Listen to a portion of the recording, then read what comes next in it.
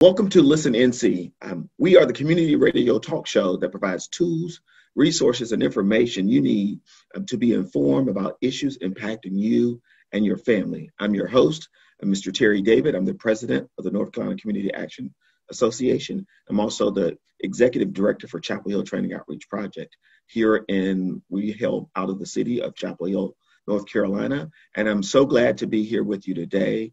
I have an amazing guest. I have Ms. Marilyn Stevens. She's Assistant Regional Census Manager for the 2020 census. She is in the city of Atlanta, Georgia, but they cover 7 states. So Ms. Stevens, I just want to say welcome to our show today. I just want to talk to you a little bit about what you do and why the things that you do are important for us here in North Carolina. So would you tell us a little bit about yourself first, and then maybe we can talk about a few questions or things that will be helpful for our listeners to hear today. Yes, I've been working for the Census Bureau for 22 years, and I want to thank you for inviting me, because I'm always looking for census ambassadors, for those persons who understand the importance of the census and are willing to carry that message forward. I think out of all the things I've done in my life, this is the most exciting job, and the one that really gets to the heart of public service. Because the census is about 2 things, and most people don't realize. It's about power and money. And when I talk with the younger cohorts, when I say power and money, because one asked me, tell me about the census in 2 words. And I'm thinking, wow, why do they always challenge you? Power and money. And he said, now you have my attention. The power comes in with representation about the census. So that's who I am. I'm the person who wants to get people to understand that you getting representation in Congress has been hard fought through history. And you don't want to let that go. So once every 10 years, we get to determine how many representatives our state gets.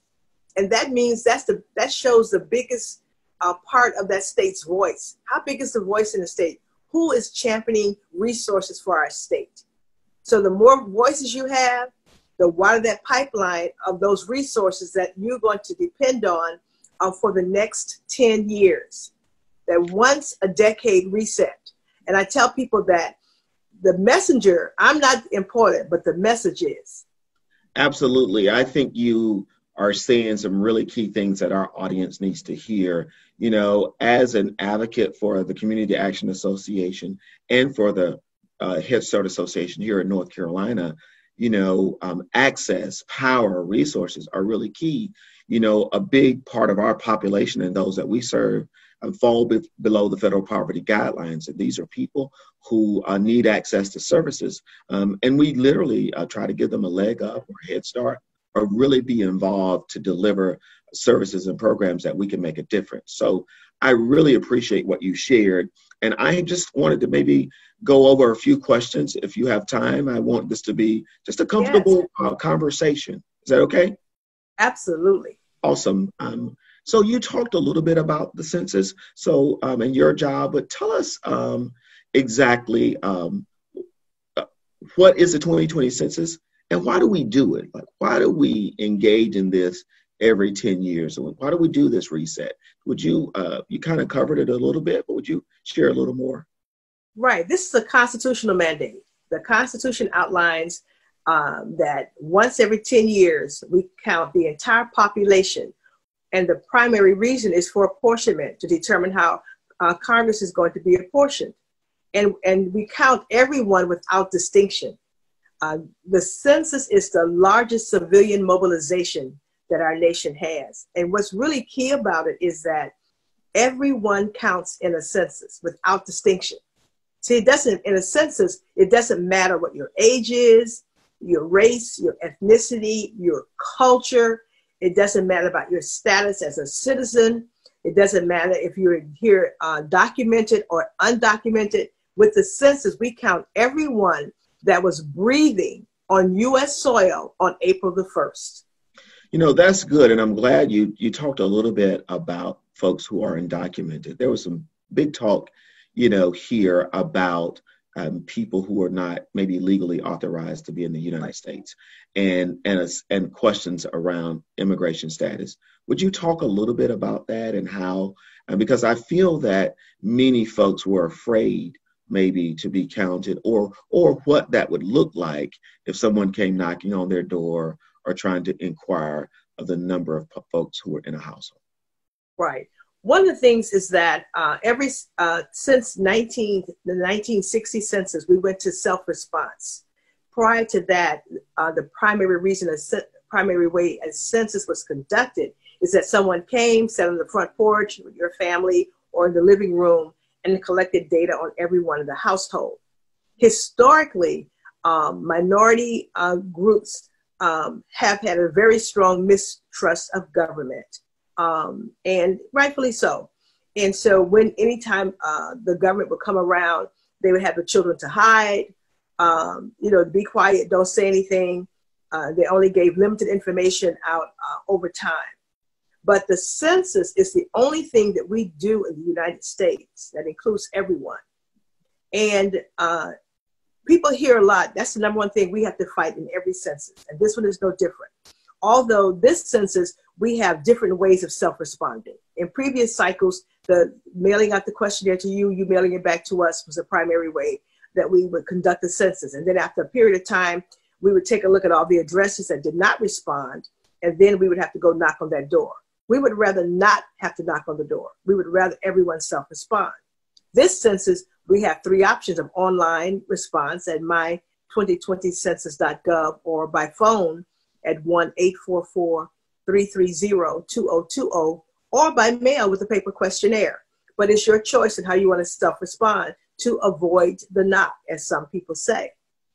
But when we talk about people that are afraid because they think their information will be used against them in an adverse manner, census data is safe and secure because of the law.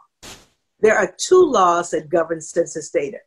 One is Title 13 of the United States Code, and it outlines that we, the Census Bureau, cannot publish anything that will identify you, the inhabitants of your household, with the information you give us. We can't even give out your address. That's your personal identifiable information. We've had cities ask us, we would like to follow up with non-responding households to see if we can help and urge them.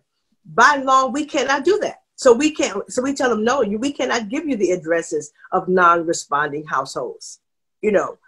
We cannot do it, and we will not do it.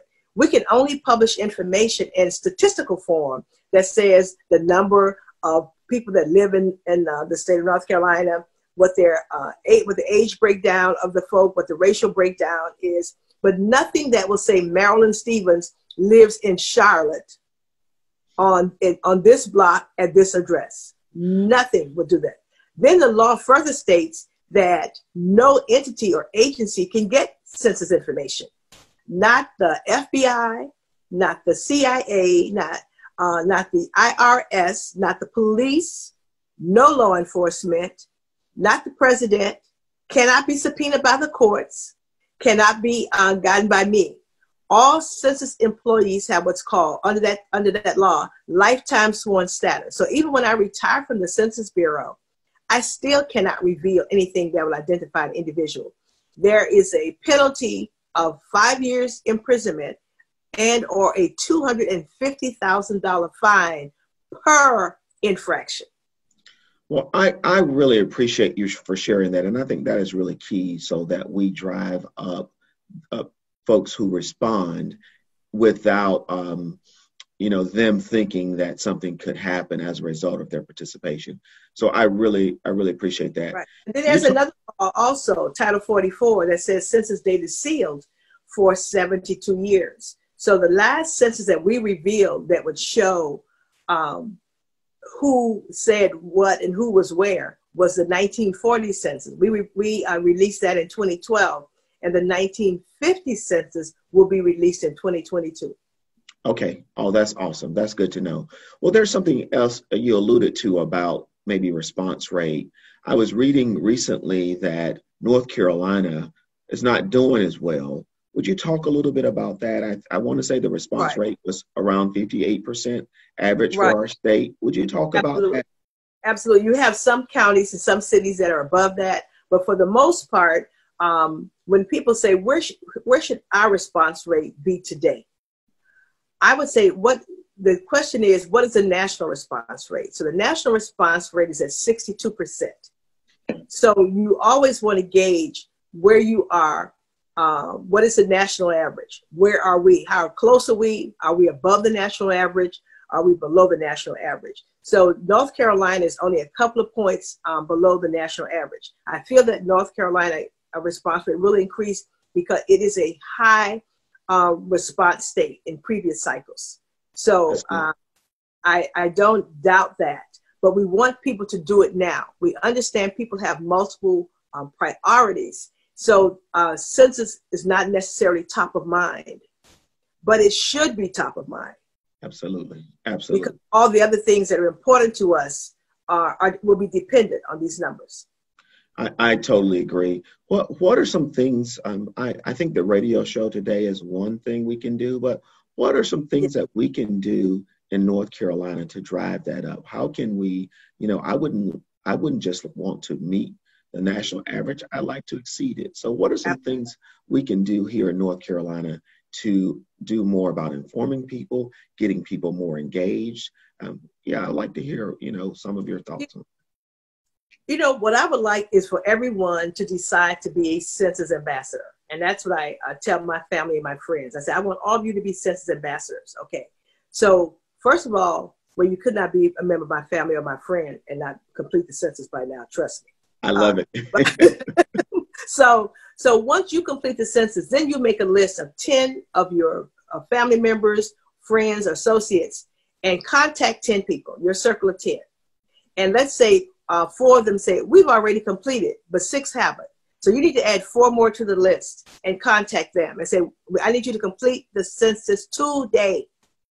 And once you complete it, then I want you to create a circle of 10. So we can keep our circle of 10 going and see how big our circle becomes. Because if each one reaches one, I think that's one of our best ways. And to say that the programs that we all depend on and take for granted, they're funded through formulas where these census numbers are the baseline. So for instance, Head Start. Oftentimes we hear from people that in their communities, there are no more slots for children that are eligible for Head Start, and they have to sit out a year. Absolutely. Why? Because the numbers don't support the need, even with projections. So we're shortchanging ourselves. We're leaving money on the table and not getting our fair share when all we have to do is to be counted. That is why the laws protect our information, because this is so important. And then one of my cousins asked me a question. He said, tell me about high-end communities. Do they participate in the census at a higher level? So I said, well, tell me a community that you consider high-end. So he told me, and I told him, I said, look, that community's response rate now is 75%. Wow. He said, are you kidding me? And he said, what's the response rate in my community? I said, 50%. He said, what do they know that we don't know? I said that the resources and the money follows the numbers. Absolutely. It's connected and it's tied together. I love your get 10 people. I think that's a great model to help people to identify others and to have that conversation. I think it needs to be things that we're having at the dinner table, right. We're talking to friends. We're in a pandemic, and elected officials are on the media, different forms of media. They've been on your show, they're on TV, they're in print, and saying about the resources that we need to get through this pandemic and even to plan for future pandemics. Well, this is something that we've never had to do before. And people don't realize that for emergency management planning and emergency management services, that's funded in those formulas using these population numbers, because they've got to know how many people to plan for. So that is why this is so important, that we all realize that everyone, it counts, and everyone is important in a census, from if a baby was born on or before April 1st, they need to be in this census. Absolutely. I'm so grateful to have you on the show today and just some of the things you're sharing. I think you've touched on this question that I have next for you, but I'd like you to just tell us again, what's at stake? If we don't participate, what's at stake for us?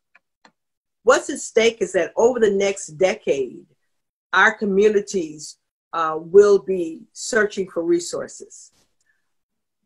They will be shortchanged. And some of the programs, people don't realize how important they are. Just about 10 days ago, I was in a hair store and people were talking about, the civil unrest and those types of things. And I said something, and a young lady who worked there said to me, "Are you an attorney?" I said, "No, I work for the Census Bureau." And she said, "What is the Census Bureau?" Of course, after I picked myself up off the floor, she said, "I've never heard of that before." And I'm thinking, don't tell me that.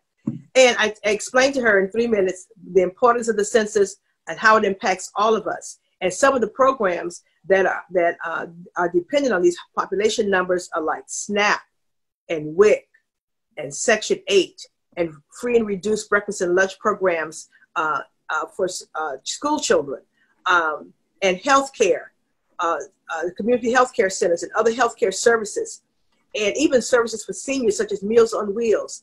And she said to me, "I'm 27 years old. I have a young child. I've never heard of any of that. And those are programs that are important to me." And she says, "I need to know about this."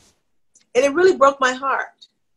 And so I left the store, came home, got some materials, and went back and took some things to her. And I decided I'm not going to give her any heavy fact sheets. Because she has a young child, we have a book for children called Everyone Counts. So I took her that book, and I said, so that she and her child can learn together about the importance of the census. I told her how to go on my2020census.gov. I gave her my card, and she sent me a text and said, "I completed it." And I told her about the Circle of 10, and she said, "And we're starting our Circle of 10. That's what we have to do. That's what's at stake. Representation. I tell people, why is there a Congressional Black Caucus, a Congressional Hispanic Caucus, Congressional Asian Caucus? Because of the census. Absolutely. Absolutely. I think this is really good. And I think we're helping our listeners today. When you think about the communities are at the highest risk of being undercounted, who are they? Who are the people who are often go uncounted, or those who may not complete? And I call it underreported. And the reason I use the term underreported is because we all have an equal opportunity now to participate in the census. We all got materials from the Census Bureau and said, "Dear American household, we love you. We're back again. Please go online or call this toll-free number and complete the census." So who are those groups that are usually reluctant to participate in the census? Minority groups, Blacks, Hispanics, people on or below the poverty level, renters, people that are highly mobile, that move a lot, people with low educational attainment, some that do not have a high school diploma, are less likely. More homeowners are more likely across the racial lines, are more likely to participate in the census. But the largest part of the population is just not that well informed about the importance of a census, something that comes around once every 10 years. And someone told me the other day, "Can I have someone to call you because they said that they're not participating in the census because it does nothing for them?" I said, "Sure, you can give them my number." So sure enough, the person called me. And he said, "But I'm not participating in the census because it does nothing for me." I said, "Okay, if you don't want to participate in the census, don't drive on the roads and the highways, because census data is used for highway construction and planning. If you don't want to participate in the census, don't send your children to school, and and discourage all of your relatives and friends and your godchildren. Don't go to school. If you don't want to participate in the census, don't ever apply for an unemployment benefit or any other social service. If you don't want to participate in the census, do not argue about there is no affordable housing. If you don't want to participate in the census, if you're a veteran, don't apply for any services. And then I went on, he said, okay, now what should I do? Exactly. I'm sure he was ready to comply. I said, guess what? It's more than that. There are more than 140 programs. It's more than that. Absolutely. He said, are you kidding me? He said, why don't people tell us this stuff? I said, that's why I'm here. But that's what my job is. Outreach to you, and so that you can outreach to someone else and say, hey, we got to do this. That's so powerful. Marilyn, you have been just phenomenal today, just sharing information with us about the importance of the 2020 census, why we need to do this, how programming is affected, how we get representation in Congress, how we can get our friends or family connected. I just have one final question for you. Maybe you can leave with our audience. Say I've lost the mail that I received, that I was notified to do the census. Yeah. What other methods? Is there a number? Is there a way I can get connected to ensure that I get counted, my family get counted, and I build my circle of 10? What can I do to make sure I complete the census? Right. Well, we do know that the dogs and the children have conspired to put all the census materials in a recycle bin.